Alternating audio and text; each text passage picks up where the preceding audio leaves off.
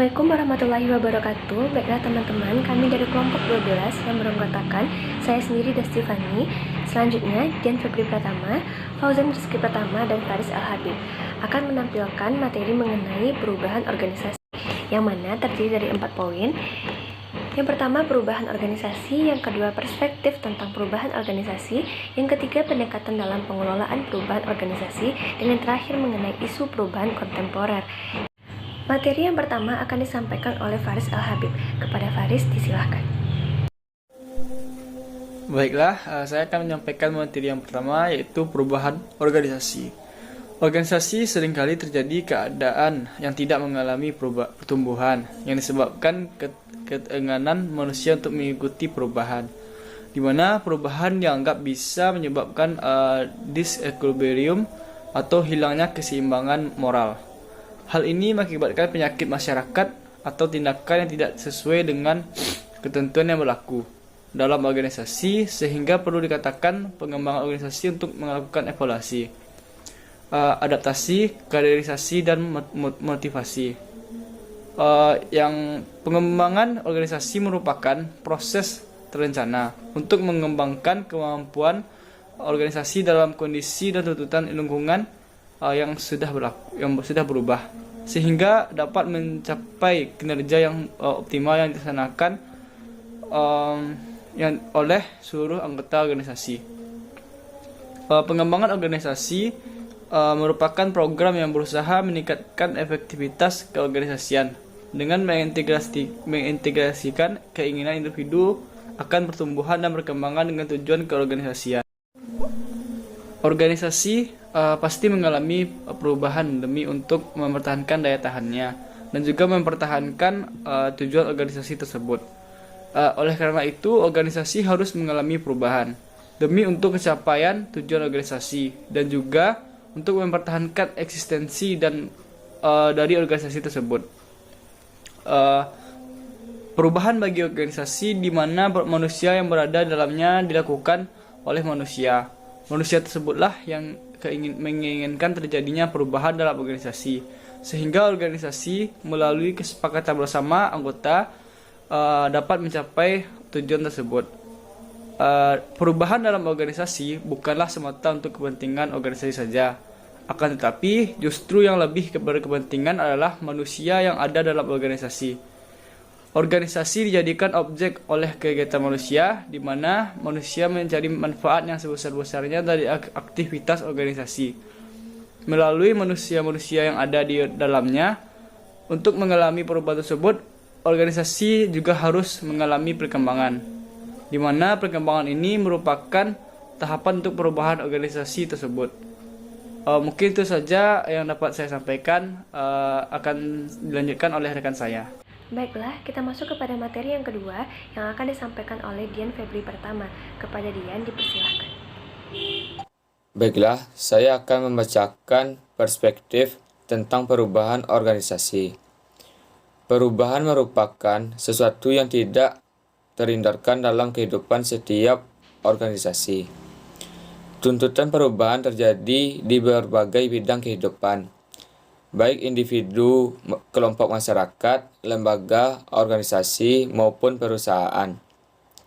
Sumber utama pemicu perubahan berasal dari faktor di luar organisasi dan faktor dalam organisasi. Perspektif mengenai perubahan organisasi. Yang pertama, dalam perubahan organisasi memiliki target-target perubahan, di antaranya A. Sumber daya manusia. Sumber daya manusia merupakan aset penting dalam suatu organisasi. Yang B. Sumber daya fungsional.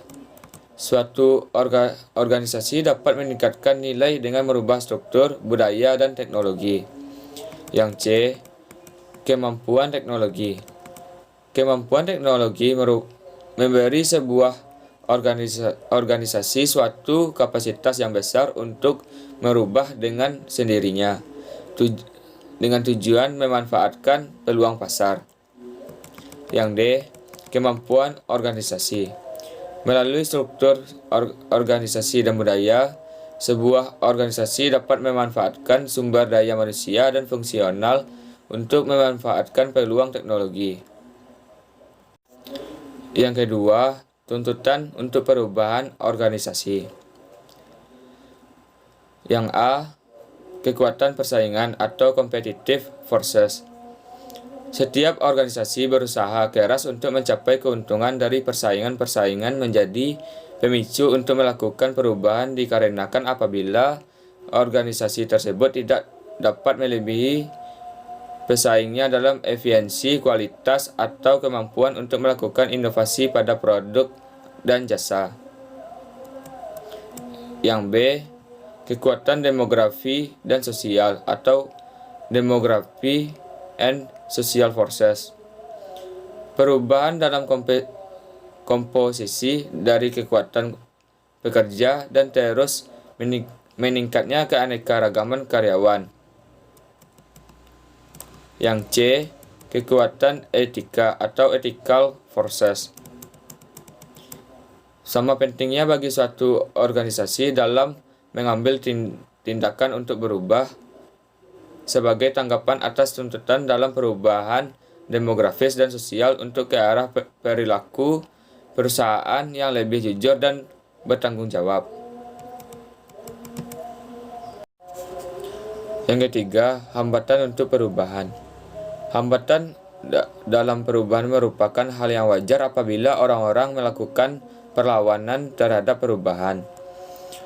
Resistensi untuk berubah dapat ditemukan di organisasi, kelompok, dan tingkatan individu. Resistensi untuk berubah tingkat organisasi. Yang A, konflik dan kekuasaan.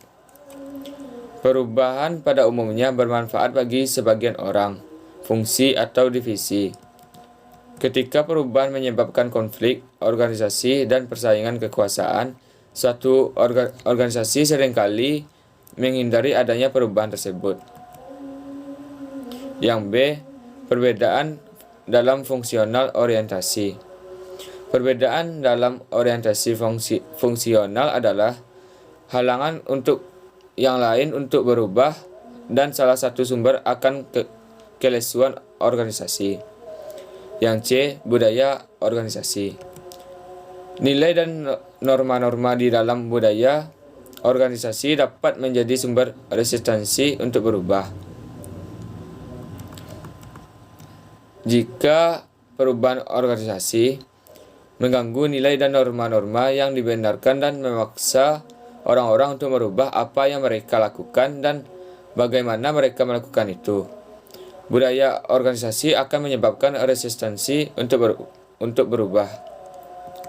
Yang D, resistensi untuk berubah tingkat grup. Pekerjaan dalam suatu organisasi banyak dilakukan oleh kelompok dan beberapa karakteristik dari kelompok tersebut dan menimbulkan resistensi untuk berubah. Yang E, resistensi untuk berubah tingkat individu. Ada beberapa alasan mengapa individu-individu di dalam suatu organisasi mungkin cenderung untuk menentang perubahan. Pertama, orang-orang cenderung menentang perubahan dikarenakan mereka merasa tidak aman dan tidak pasti terhadap hasil yang akan diperoleh nantinya. Lebih dari itu, ada kecenderungan umum bahwa orang-orang akan selektif menerima informasi yang hanya konsisten sesuai dengan pandangan mereka mengenai organisasinya. Kebiasaan adalah suatu halangan lebih lanjut untuk perubahan. Sulitnya mengubah kebiasaan yang tidak baik dan mengadopsi gaya perilaku baru menandai bagaimana kebiasaan menjadi sumber resistensi dalam perubahan. Saya kembalikan kepada moderator. Selanjutnya kita masuk kepada materi yang ketiga yang akan disampaikan oleh Fauzan Rizky Pratama. Kepada Saudara Fauzan disilahkan. Baik, materi selanjutnya akan saya sampaikan yaitu pengolahan perubahan organisasi. Proses perubahan pengolahan menurut Gibson dan Donnelly dapat didekati secara sistematis. Langkah-langkah dapat digambarkan dengan cara yang logis. Model terdiri dari langkah-langkah spesifik umumnya diakui menjadi penting untuk manajemen perubahan yang berhasil. Model menunjukkan bahwa kekuatan untuk perubahan terus-menerus bertindak atas organisasi. Asumsi ini mencerminkan karakter dinamis dari dunia modern. Pada saat yang sama, itu tanggung jawab manajer untuk memilih informasi yang mencerminkan besarnya kekuatan perubahan. Informasi adalah dasar untuk mengenali ketika perubahan yang diperlakukan itu sama diinginkan untuk mengenali kapan perubahan tidak diperlukan.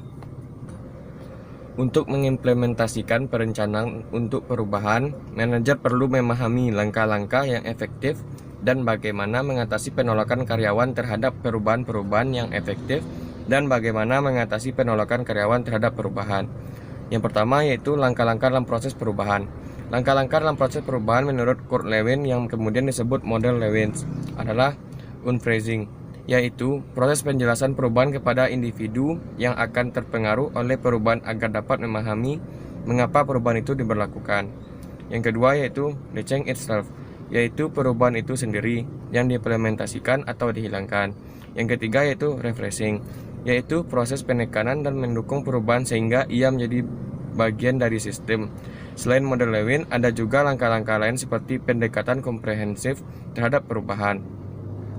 Pendekatan ini memerlukan pandangan sistem yang memaparkan serangkaian langkah-langkah spesifik yang sering menyebabkan keberhasilan suatu perubahan. Yang kedua yaitu memahami penolakan akan perubahan. Elemen lain dari manajemen perubahan yang efektif adalah memahami penolakan yang seringkali mengikut perubahan.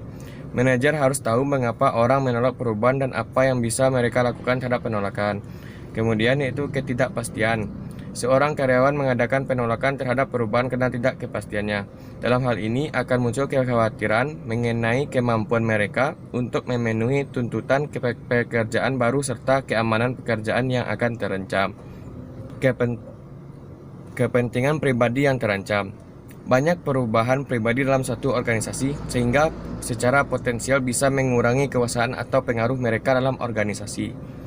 Kemudian perbedaan persepsi. Persepsi yang berbeda mengakibatkan seseorang bisa menolak perubahan, bahkan tak jarang perbedaan persepsi ini mengakibatkan kerjasama antara manajer dan karyawan bisa kompleks. Kemudian rasa kehilangan. Rasa kehilangan terhadap satu yang dimiliki bisa membuat seorang menolak perubahan yang terjadi. Sebagai contoh, dalam perubahan organisasi akan terjadi perubahan, tapi perubahan itu bisa membuat dia kehilangan kekuasaan, status, dan keamanan kerja, sehingga kemungkinan untuk menolak perubahan itu terjadi. Ketiga, mengatasi penolakan terhadap perubahan. Seorang manajer harus tidak menyerah dalam menghadapi penolakan terhadap perubahan, tetapi melakukan teknik antara lain yaitu partisipasi. Berpartisipasi merupakan teknik yang paling efektif untuk mengatasi penolakan terhadap perubahan. Kemudian pendidikan dan komunikasi. Mendidik karyawan mengenai kebutuhan akan perubahan dan hasil diharapkan dari suatu perubahan yang tertunda seharusnya mengurangi penolakan mereka. Kemudian fasilitas. Prosedur fasilitas juga sangat penting saat membuat sebuah perubahan. Ketika mengumumkan sebuah perubahan di muka umum dan memberikan waktu bagi orang untuk melakukan penyesuaian terhadap cara baru dalam melakukan berbagai hal bisa membantu mengurangi penolakan terhadap perubahan. Kemudian analisis bidang kekuatan. Walaupun analisis bidang kekuatan mungkin terdengar seperti sesuatu yang berasal dari sebuah film Star Trek, namun analisis ini juga dapat membantu mengatasi penolakan terhadap perubahan. Dalam setiap situasi perubahan, berbagai kekuatan bertindak mendukung dan menolak perubahan. Oleh sebab itu, manajer mulai mengumpulkan setiap rangkaian kekuatan dan berusaha untuk mempengaruhi keseimbangan agar kekuatan yang memfasilitasi perubahan lebih besar daripada kekuatan yang menolak perubahan. Itulah yang dapat saya sampaikan. Terlebih untuk terima kasih. Baiklah teman-teman, kita masuk pada materi yang terakhir yaitu mengenai isu perubahan kontemporer yang akan saya sampaikan sendiri. Pada era kontemporer sekarang merupakan dunia di mana zaman kemajuan teknologi semakin canggih. Ini terbukti semakin banyaknya alat-alat canggih yang bermunculan pada masa sekarang, seperti komputer, laptop, handphone, dan lain sebagainya. Akibat kemajuan teknologi membawa perubahan dalam kehidupan masyarakat, terutama pola pergaulan remaja, terutama di Indonesia. Isu lainnya yang juga menyita ruang publik adalah terkait terorisme dan radikalisme yang terjadi dalam sekelompok masyarakat, baik karena pengaruh ideologi atau kesejahteraan, pendidikan yang buruk, atau globalisasi yang secara umum. Bentuk kejahatan saat ini melibatkan peran teknologi yang memberikan peluang kepada pelaku kejahatan untuk tidak teridentifikasi identitasnya dan penyebarannya bersifat masif. Saya akan mengambil dua contoh, yaitu korupsi dan narkoba. Korupsi dunia, dan di bawahnya mengenai dampak korupsi yang sangat menghancurkan tatanan bidang kehidupan masyarakat, baik sosial, budaya, ekonomi, dan psikologi masyarakat.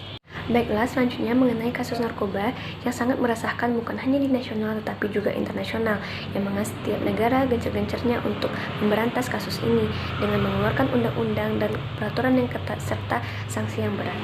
Baiklah teman-teman, sekian paparan materi dari kelompok 12. Terlebih dan terkurang kami mohon maaf. Kami sudahi dengan wassalamualaikum warahmatullahi wabarakatuh.